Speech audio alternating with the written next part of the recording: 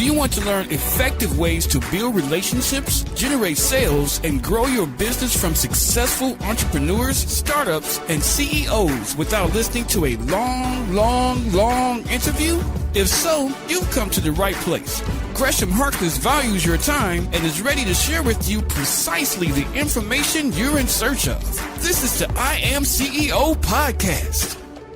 Hello. This is Gresh from the I Am CEO podcast, and I have a very special guest on the show today. And this because this is the 100th episode, we're going to do something a little bit different. So I decided to bring back on the person that was in episode number 1 for the I Am CEO podcast, which is my mom, Kathy Harkless. So we're going to do something a little bit different where I'm going to give her the keys and let her ask the questions and put me on the hot seat, so to speak. Amazing. First and foremost, thanks, Gresham, for giving me the opportunity to interview you. And I just love putting you on the hot seat. Thank you. I'm very much so looking forward to it. So I'll step back and I'll just let you do your thing.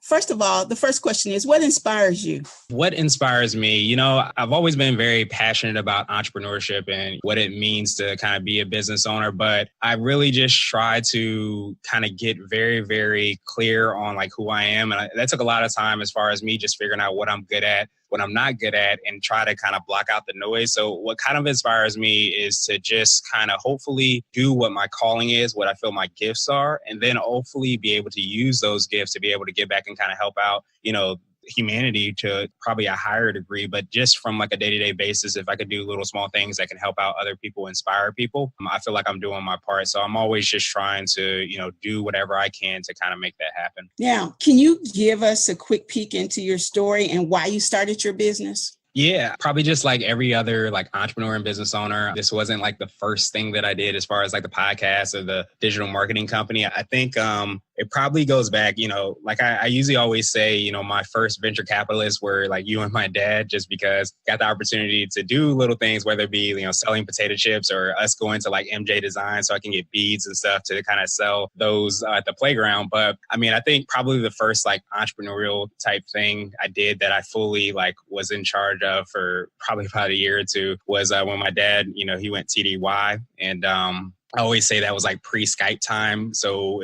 pre-FaceTime, pre-Zoom time. So we weren't able to kind of do the recordings and have all the technology we have now. So we used to send those care packages with, you know, his favorites, the honey buns, the oatmeal cookies, things like that. But I also started a newspaper, and to be honest, I don't really remember, and maybe you know better than me exactly like what sparked that. But I know that I like to create content. I like to work on the computer. And I know that I wanted to do something to hopefully generate some revenue. So I started to sell subscriptions of this family newspaper that you were nice enough to have printed for me so that we can kind of distribute them to the family. I could sell subscriptions, but it was also a way that we can let my dad know, who was, you know, TDY and gone in another country, what was going on with the family. So I remember I just would try to create and put interesting things there of, you know, family news. And then also I try to put in sports things. I remember I even looked at the soap opera digest and things like that and put stuff in there. So that was probably like what sparked everything. And then, you know, fast forward, obviously a lot of years later,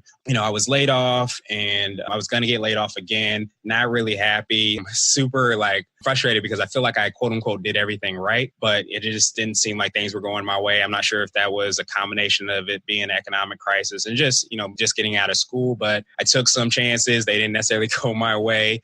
I tore my Achilles tendon, and that led me to start the CEO Blog Nation, where I was like interviewing the entrepreneurs and business owners. And then I basically met somebody in a networking group after the first time I was laid off. And that's where I kind of started the Blue 16 Media, the digital marketing. So a lot of it was not planned. It's just me having sometimes difficult situations that happen, but just kind of trying to move forward and being true to myself, you know, as I talked about. Interesting. I remember a lot of comments about those newspapers that you provided. And I remember your subscription was pretty outstanding considering that point in time. But interesting that that's what made you start. Yeah. And funny enough, I still have some family members that still owe me some subscription revenue.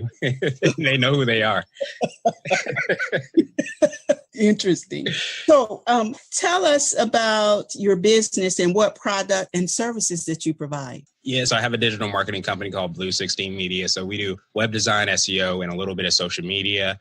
And then I have a community kind of niche blogs. I call it CBNation.co. A lot of people know and refer to it as CEO Blog Nation, which is where it's kind of hosted. But basically at the heart of it, what I do is I try to kind of adopt this mentality of creating content for your target market. So this initially didn't start out like this, but I knew when I started Blue 16 Media, I wanted to basically have and create kind of like this media platform and this philosophy where people that were, whether they're creating their website, they're doing SEO, they're doing social media, or even like out in face-to-face networking, the idea is that you create content for your target market. And me kind of being and having those journalistic interests and having that desire to really create content. When I was doing, CEO Blog Nation just as a hobby, I started to really think like, okay, with Blue 16 Media, if I really wanted to like really expand this really rapidly and to reach a lot of people and connect with my target market, what's the best way that I can do it? And what came to me was that what I would probably invest in the most if I had, if I didn't have to worry about money and just kind of put or invest money into a certain venture, it was essentially CEO Blog Nation. So probably about 2 or 3 years ago, started merging the two brands together, and everything's kind of powered by Blue 16 Media, largely because it's that same philosophy where I'm trying to connect with entrepreneurs and business owners, but also I'm creating resources and content, whether it be infographics, I do book reviews, I have podcasts, obviously, I'm going to start doing some more video interviews, but the idea is really just to kind of create content for that target market, for the entrepreneurs, business owners, and CEOs so that they can be successful and efficient at what it is that they do.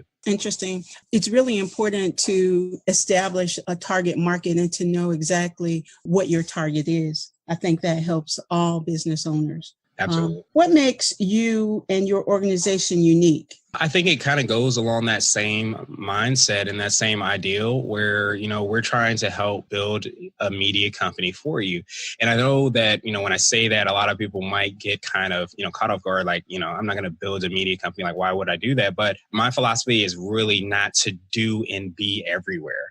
It's really to do kind of like a self-inventory of who you are if you're going to be doing it, or if you're hiring a firm or an agency that's going to do that work for you. Figure out what they're really best at and see, like you touched on, if the target market that you're trying to reach and connect with and hopefully will become clients and generate opportunities for you will be able to kind of resonate with that specific content, or they're looking for specific keywords if we're talking about SEO. But the idea is really to have that media company mindset where you're creating your own Washington Post, you're creating your own USA Today, but it's specifically tailored to that avatar, to your target market. So you're creating content and you're using those platforms in order to do that. You're not just, creating a Facebook page because you hear that you should do one. You're not on Snapchat because you hear you should be on Snapchat. You're not doing SEO or Facebook ads because it's a buzzword. You're doing it because you're strategically looking at how you're trying to connect with your target market. And then also too, where they're spending time and having like conversations and engaging with them deeply so that you're top of mind when they're thinking about your specific product and service. So I think the really big probably differentiator of,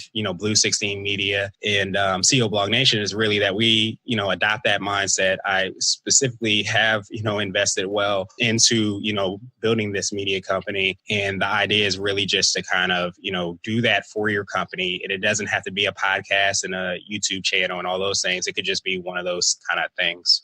Okay. So tell me, what's your one favorite resource or life business hack that has helped you as a CEO? I'm going to cheat a little bit, even though I tell everybody to say one. I'm going to give you two. Is that okay? That's fine. That's fine. All right. So my number one probably thing that probably changed our business probably more than anything is this platform called Basecamp.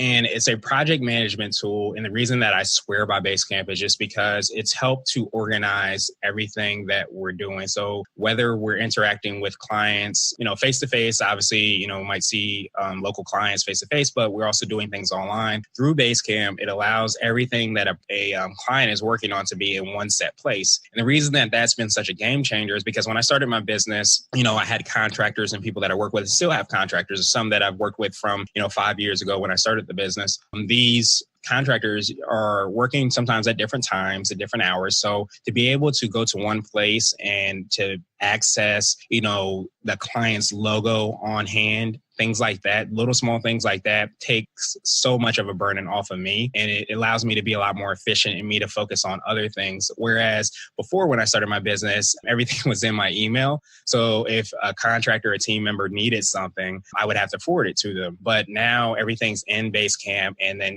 clients can interact and they can just send emails, but it comes through Basecamp. It's made it tremendously, easier for me and be able to kind of run the business.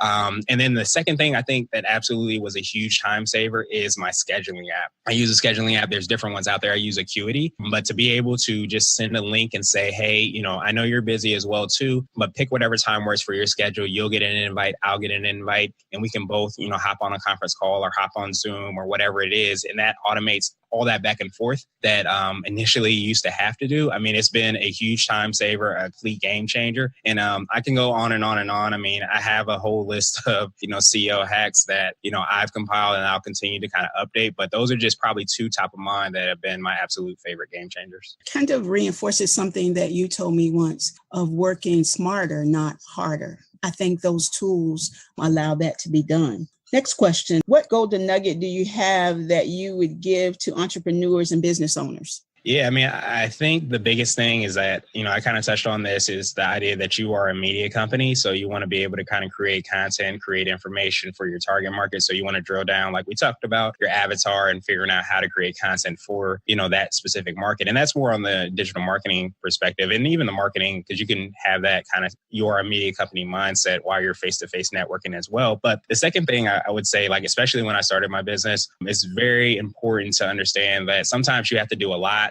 to do a little to do a lot again. And what I mean by that is that when I started my company, I mentioned I got laid off and I was going to get laid off again. So I did a lot of things on the side while I was building up Blue 16 Media. And that was me doing a lot. And I kind of hit walls and was exhausted because I was doing so much. But I started to scale back. And my idea is always to scale back. But, as an entrepreneur business owner, you always want to have those multiple streams of revenue. So I scaled down to kind of focus and laser focus on something a little bit more in order to hopefully be able to, create more. So that's why I say, you might have to do a lot to do a little to do a lot again, is because you kind of have to figure out like what's your piece, your thing that you could do better than anybody else. And then once you figure that out and you reach a certain level, then maybe you're able to kind of scale out and do additional things. And one more question. What does being a CEO mean to you? Yeah, for me, I think being a CEO is all about kind of charting the path of where you want to go. One of the reasons that I wanted to kind of, look at and develop this podcast was because I felt like entrepreneurship, what it meant to be a business owner, what it meant to kind of be in business, whether you were a startup founder and just started, 10 minutes ago, or you someone that had been in business for 10 years and you had, 5 employees and had been running a really successful local business. I kind of felt like that CEO kind of DNA or mindset was kind of in all those people. And I think, going forward, in the future, there's definitely going to be, more of a need for people to be and have those entrepreneurial skills or those quote unquote CEO skills. So for me, like on a superficial level, I mean, CEO to me is just kind of a title, but to me, it represents so much more, where you are the person that's in charge of your life, whether you be a solopreneur, whether you're working for a company, whatever it is, you're going to have those entrepreneurial type skills. So like, even if you're looking for a job, you want to basically build yourself as a brand, and you're using tools like LinkedIn to network with people. So you have to basically help, when you're sitting in an interview, to show people exactly how you can solve those problems that they have so that you can get hired. Well, I'm doing the same thing when I'm talking to another business owner, and you're doing the same thing when you're hoping to sell your widget or your product or your service or your t-shirt. You're trying to help show how you can solve those problems. So you want to have that CEO problem solver type of mindset. And that's really what I was hoping to do with this podcast, is give, different types of quote unquote CEOs the opportunity to talk about, who they are, what it is that they do, but then also get an idea into how they're a business owner, how they do those, day-to-day kind of activities to reach their goals. And still, in my eyes, they are as very much so a CEO. To me, that's just a title. So it doesn't matter if you're a big, huge Fortune 500 company or you're a solopreneur. The bottom line is that if you're helping, make the world a better place and you're charging ahead, then you too are a CEO. One thing that I'll share that I've observed is that you're driven, and you're driven to succeed. And that drive means a lot when you're a CEO. and you're leading by example. That says a lot. Now, is there anything else that you would like to share with us? Yeah, I mean, I think that's basically it. I mean, like, I really touched on, like, even like on the CEO nugget is just that, you are a media company. So making sure that you create content for your target market is definitely important. Definitely, I have the opportunity to have, really great people on this podcast. So definitely, check back in and subscribe to check out the podcast. And you can always catch me, like literally everything I work on is on my personal website. It's Gresham.com. And that's PROGRESHION.com. And that literally has links to all the different projects that I'm working on. But like I mentioned, I have these podcasts, doing a lot of video interviews as well going into next year. And then also creating a course called the You Are a Media Company course. So you can definitely check out information about that. But again, I appreciate you for emceeing and being so nice to me. The seat wasn't as hot as I thought it was going to be. Okay. Well, again, thanks for the opportunity. Thanks for sharing. And again, it's great to kind of peek into who you are and what you're about and what you do. Thank you for listening to the I Am CEO podcast powered by Blue 16 Media. Tune in next time and visit us at IAM100.co. I Am CEO is not just a phrase, it's a community. Be sure to follow us on social media and subscribe to our podcast on iTunes, Google Play, and everywhere you listen to podcasts. Subscribe and leave us a 5-star rating. Grab CEO gear at www.ceogear.co. This has been the I Am CEO podcast with Gresham Harkless. Thank you for listening.